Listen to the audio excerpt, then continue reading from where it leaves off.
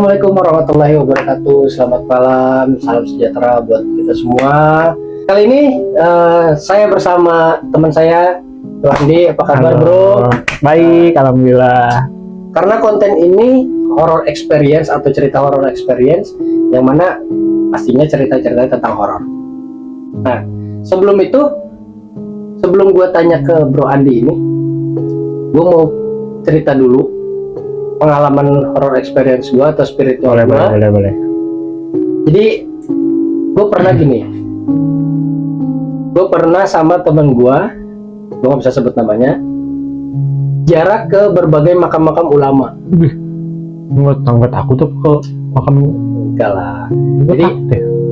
ya cuman jarak-jarak gimana sih? Iya, Cuman iya. kan jaraknya gue. Ya karena gue nggak punya experience buat ngeziarah makam gitu terus. Jadi pengalaman gue jarak itu paling malam semuanya di atas jam 12 malam. Atas jam 12 berdua. Kenapa nggak jam sore gitu?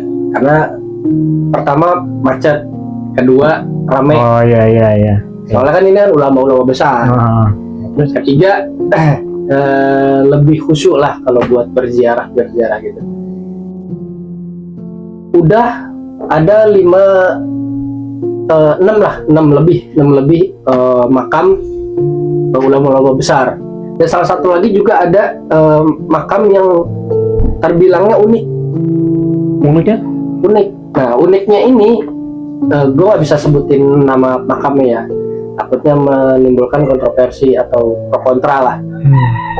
Jadi ketika gue datang itu di salah satu makam ini, pas gue datang itu dia posisinya ada di tengah-tengah TPU, pemakaman umum, bareng warga di dalam rumah, terus dipagar. Karena itu dipagar kan, terus tengah malam mau nggak mau gue harus datangin kuncennya. ya. Datangin kuncennya buat minta kunci izin buat berziarah di sana. Ternyata kuncinya itu ada di sebelah makamnya, ada rumah di situ kecil. Gua ketok, gua minta kuncinya, dikasih, ya silakan. Pas gua masuk, terus gua wudhu, gua buka rumah, karena kan dia posisi di rumah kan, di rumah dirumahkan lah istilahnya. Ya. Ada bangunannya lah ya. Dikhususkan gitu. Pas gua masuk, gua kaget. Kenapa tuh? Ternyata posisi makamnya di atas makamnya itu Kasur. Buat orang tidur gitu? Enggak, jadi posisi makamnya kan umpamanya kotak. Otomatis kan cuma disekat dia di ujung, di ujung bangunan ujung lah gitu kan. Terus disekat pagar, ada makam, di atasnya ranjang, ada kasur beserta bantal-bantalnya lengkap. Buat apaan? Tahu gak sih kasur yang ranjang? Iya, tahu ya. Zaman dulu ada kelambunya kayak gitu. Buat apaan? Gak tahu. Itu yang bikin gua kaget. Kok begini? Cuman kan karena gua niatnya buat ziarah ya. Ya udahlah, lillahi ta'ala, mau bentuknya kayak gimana ya, namanya makam ya udahlah. Tinggal kita lillahi ta'ala berziarah, terus tawasul segala macam, selesai pulang udah gitu kan. Cuman yang bikin gue bingungnya adalah pas gue balikin kunci, tau nggak yang kuncinya bilang apa? Apa? Kok nggak nginep? Nginep? Ya, itu yang gue bikin, kok nggak nginep? Dan pertanyaan lu itu yang gue pertanyakan juga, nginep? Dan itu dalam hati ya. Emang di pinggiran gak ada hotel gitu? Nggak ada lah. Ngapain nginep di kuburan? Dan itu pengalaman gue yang nggak bisa gue lupain. Karena memang ya situs pemakamannya kan unik ya. Di tengah pemakaman umum, pas di dalamnya ya gambarnya seperti itu. Itu ada kasur, bantal. Berarti kasur bantal itu buat orang yang nginep mungkin? Ya mungkin, nggak tahu ya tujuannya apa ya, nggak tahu. Cuman Karena kan nggak masuk akal aja gitu. karena gua niatnya cuma berziarah, gua duduk di sebelum perbatasan pagar itu, karena kan disekat pagar ya. Ya, gua bertawasul di situ, berziarah, mendoakan almarhum. Nah itu pengalaman gua yang nggak pernah gua lupain, karena memang unik. Gue ngeliat belakang nggak apa-apa ya? Boleh. Silakan. Gua juga nggak apa. Karena tadi gue udah cerita nih. Kalau pengalaman lu, pernah nggak punya pengalaman spiritual atau horor lah? Kalau pengalaman unik sih gue nggak pernah ya kalau pengalaman unik. Cuman kalau horor banyak sih gue ngalamin. Satu contohnya waktu itu gue kan karena rumah gue kontrak ya, jadi WC itu belum termasuk di kontrakan. Jadi gue masuk. Jadi WC-nya tuh WC umum lah, MCK gitu. Malam habis gue lagi abis main game, gue kebelet BAB lah. Kebelet BAB dan di situ gue sebenarnya udah males di situ, kayak aduh gue harus ke WC umum lagi MCK, mana MCK-nya juga ya lumayan horor karena sampingnya ada empang kan, empang nggak kurus bahasa. Itu menurut lu horor, lu males itu karena malam apa gimana? Malam, posisinya jam 2 malam lah, sekitar jam 2 sampai jam setengah 3 itu posisi yang ya lu tahu lo udah sepi-sepinya banget lah jam-jam segitu kan. Akhirnya karena udah merinding juga gitu kan, udah udah nggak kuat juga nahan, akhirnya ya udahlah gue terobos aja lah gitu kan. Mau nggak mau kan daripada gue di rumah gitu, beres celana kan nggak mungkin gitu kan. Oke, jalan gue di awal tuh pas ke buka pintu belakang, gue di situ agak udah nggak enak tuh perasaan gue karena udah mulai merinding, berasa kayak ada yang ngikutin di belakang. Gue udah bodo amat lah gitu, gue pura-pura cuek aja, jalan masuk ke BAB tuh, udah kayak BAB kayak biasa aja gitu, ngerokok sambil main HP gitu, scroll. Tahu-tahu nggak nyampe beberapa menit ada suara nangis anak kecil. Ya mungkin gue masih di situ masih berpikir positif karena di sekitaran WC pun ada rumah warga kan. Tapi dekat dari rumah, agak kalau dari perumahan agak dekat, samping-sampingan lah gitu. Gue di situ masih berpikir positif, oh yaudah mungkin anak kecil yang nangis kebangun mungkin kan. Udah tuh gue masih enjoy aja gitu, masih enjoy. Kan posisi MCK-nya itu ada 2 pintu, di sebelah kiri, dia ada satu pintu lagi sebelah kanan.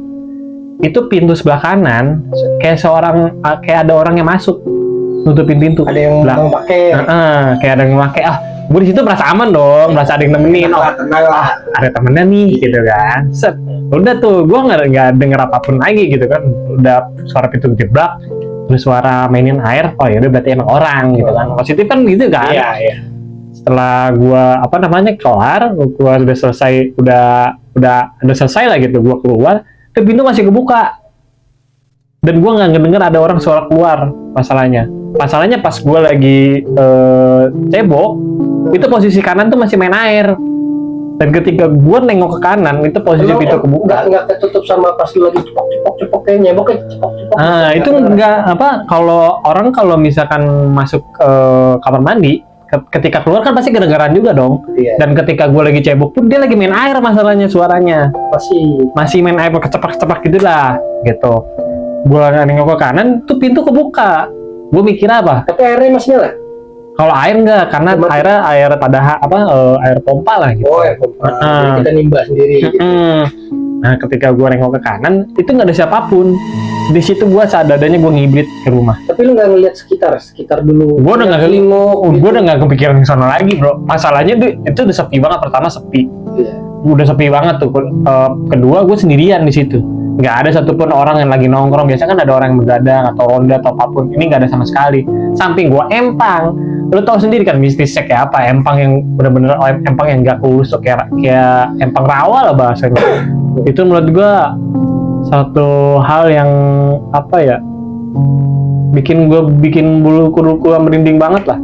Dulu waktu gue belum pindah rumah di kontrakan sebelumnya itu lebih parah. Tetap MCK di luar MCK, cuman emang MCK-nya agak luas, agak banyak lah gitu. Ada WC-nya 3, ada kamar mandinya 3 gitu. Nah gue tuh posisi jam 1 malam, itu posisi MCK memang udah nggak ada yang jaga, udah nggak bakal ada aktivitas lah gitu. Mau nggak mau gue nekat, daripada gue BAB di celana kan nggak mungkin gitu. Iya, hal yang sama ya. Iya, kondisinya hal yang sama. Akhirnya ya udahlah, gue nekat aja lah, gue masang handset. Waktu itu gue masang handset, gue pede karena ada handset kan waktu itu kan.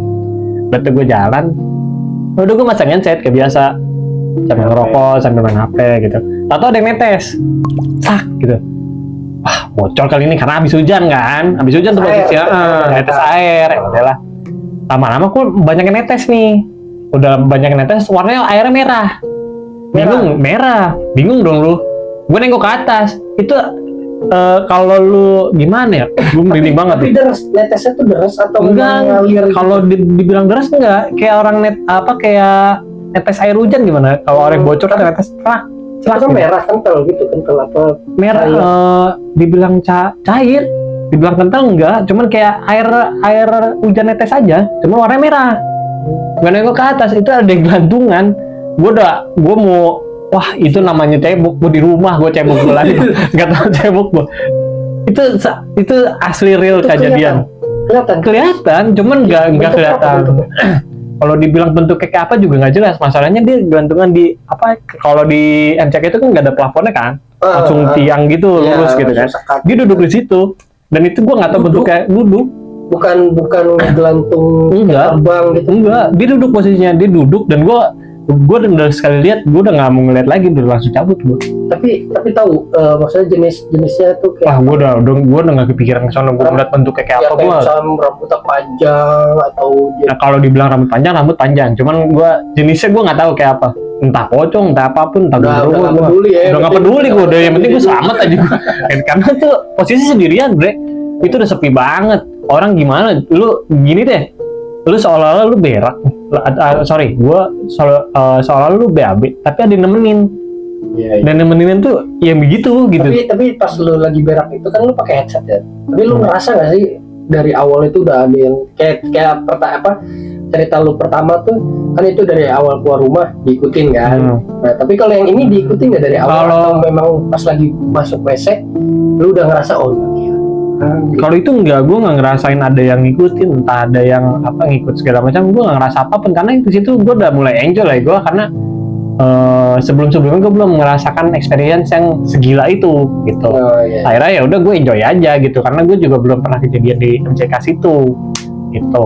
Akhirnya ya udah gue enjoy aja dan kejadian di situ gitu. Dan mungkin gue cerita lah ke bokap nyokap gue kan begini gue pengen nangis gue hampir rumah karena belum cebok juga kan masalahnya gitu. Akhirnya dilap pakai tisu dan segala macem, gue cerita sama bokap segala macem, bokap nyokap akhirnya nyebar lah cerita ini. Ada tetangga gue ngomong, lu pernah ngalamin yang sama, cuman bedanya dia posisinya mau mandi karena kan WC sama kamar mandi itu dipisah kan. Nah gitu. Jadi ceritanya dia cerita tuh sama gue juga pernah kejadian gimana? Iya waktu itu, jadi ceritanya dia mau mandi karena mau berangkat kerja kan, posisi subuh sekitar jam 4 jam setengah 5 lah. Posisi berangkat dia pakai handuk doang, sambil bawa sabun gitu. Udah nyampe, nah posisi dia mau mandi tapi mau BAB dulu, ya udah dia BAB dulu dah tuh. Di situ BAB otomatis kan dia nggak pakai apa-apa tuh karena bawa pakai handuk doang kan, nggak pakai baju, nggak pakai apapun gitu. Itu dia baru buka handuk ditaro, baru ngek, itu di depan dia udah ada nongkrong katanya. Udah ada nongkrong dan celinguk begini depan dia. Merinding banget. Maksudnya gini. Dia lagi mau duduk begini, tempat gerak gitu ya. Gini, terus di depannya juga lagi ngeliatin juga gini. Jadi kan posisi pintunya tuh di sini. Jadi ini WC, ini pintunya di sini. Jadi ini gua nih. Posisi pintunya di sini. Nah, ketika dia lagi gantung anduknya, kan gantung tuh. Set. Dia baru mau jongkok, ngeliat depan pintu, itu udah ada yang jongkok juga. Di seberang pintu. Enggak ada depan pintunya. Di luar. Enggak, di dalam. Itu udah ketutup. Itu udah ketutup dong, nggak mungkin lo buka anduk terus pintu kebuka, nggak mungkin dong. Itu pasti udah ketutup depan mata. Itu seadanya semua. Juga. Nongkrong gitu duduk. Gue merinding tuh.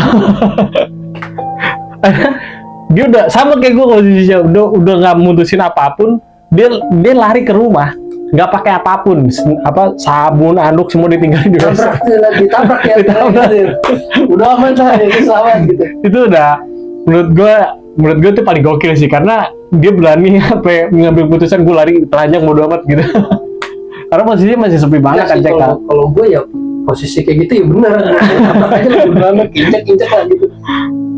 Itu terus ada kejadian juga yang biasa yang jaga siang, ada apa namanya, biasa kan sampai jaga tuh sampai malam sekitar jam 8 jam 9 udah tutup lah MCK itu kan, gak ada yang jaga juga.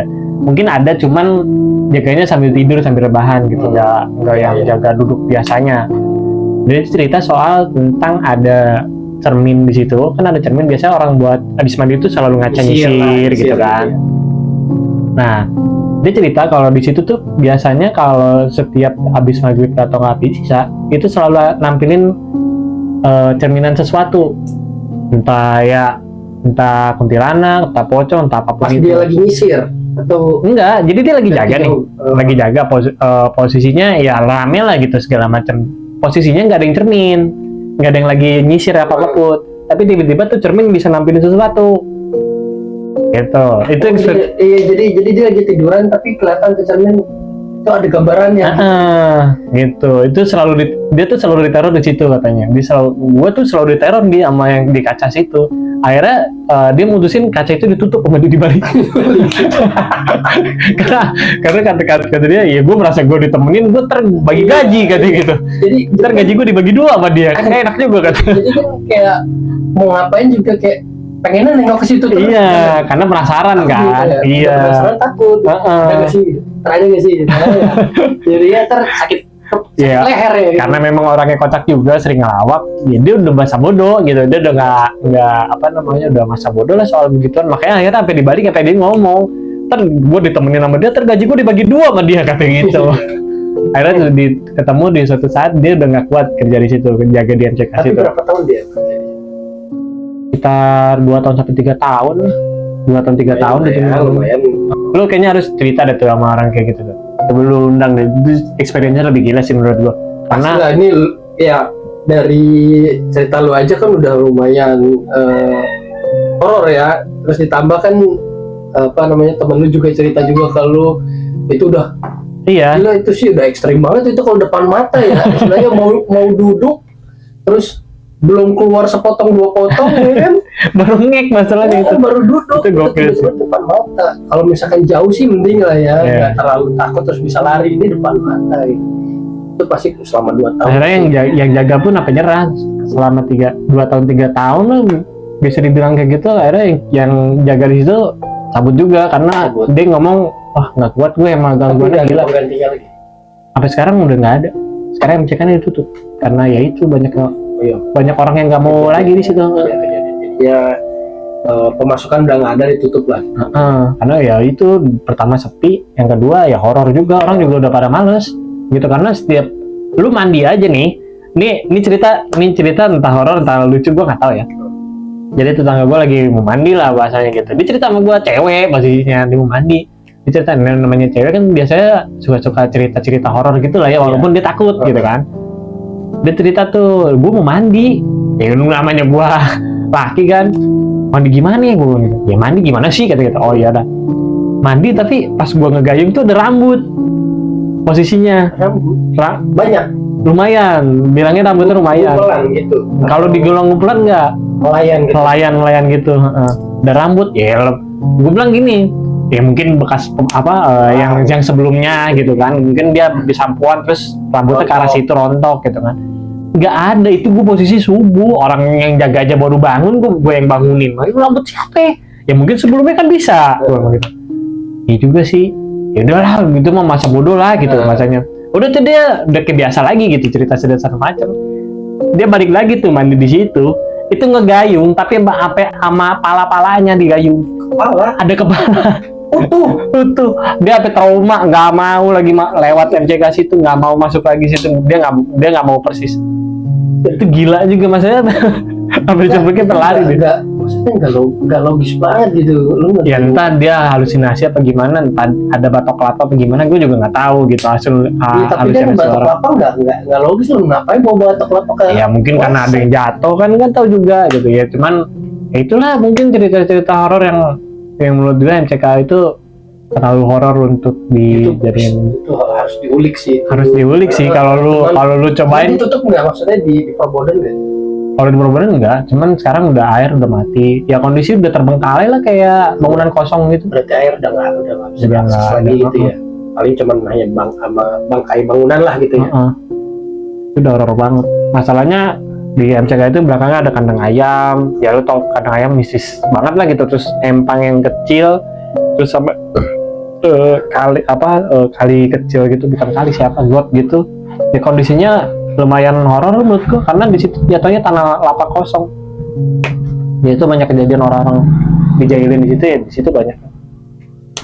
Iya sih itu udah ekstrim banget, makanya pada udah ogah itu makanya larinya ke MCK yang awal cerita tadi, walaupun emang nggak bisnis juga, cuman setidaknya nggak ekstrim lah, nggak se-ekstrim yang sebelumnya gitu. Sebelumnya itu terlalu ekstrim banget gitu. Yang paling kalau di sini kalau nggak ada yang nemenin samping ya, kalau nggak ada yang suara nangis begitu doang, nggak sampai ngewujudin depan mata, enggak gitu. Yang penting lu nyari lupa aja gitu. Itu gila, depan mata ada yang nongkrong terus tiba-tiba kepala itu udah karuan lagi sih kalau gue di posisi itu ya. Dari mungkin orang-orang cerita soal bangunan kosong dan lain-lain, nggak sampai ke menampakin diri kayak gitu nggak sih? Kalau setahu gue ya biasa ekstrim itu, biasa ekstrim. Tapi gue herannya yang ini nggak ke expose ya. Nggak ke expose. Karena ya itu. Yang nggak ke expose yang lebih ekstrim gitu. Karena mungkin karena warga di situ juga banyak yang nggak percaya, terus banyak yang ngapain lu takut sama setan lain-lain gitu. Ya mungkin pemikiran mereka benar gitu. Lu ngapain takut sama setan ngapain lu lari ke bibir lu nggak punya iman segala macam. Kita ngakuin kalau lu lu ngomong begitu bener, gua akuin 100%. Tapi kalau lu nyobain di posisi itu, ini cukupin gua kalau lu nggak lari. Pasti lari sih ya, seminimal-minimalnya kaget lah. Iya, minimal gitu. Kaget walaupun lu pemberani ya, cuman kan tetap aja lu nggak mungkin ya, istilahnya lu mau BAB terus depan lu ada yang tongkrongnya terus lu terusin ya kan nggak mungkin. Karena lu ngeliat mimik wajah cuy, iya, masalahnya. Kalaupun lu bukan gaib gitu ya, atau bukan jin atau apapun, kalaupun orang kan juga lu risih BAB pas lu pindah. Nggak mungkin.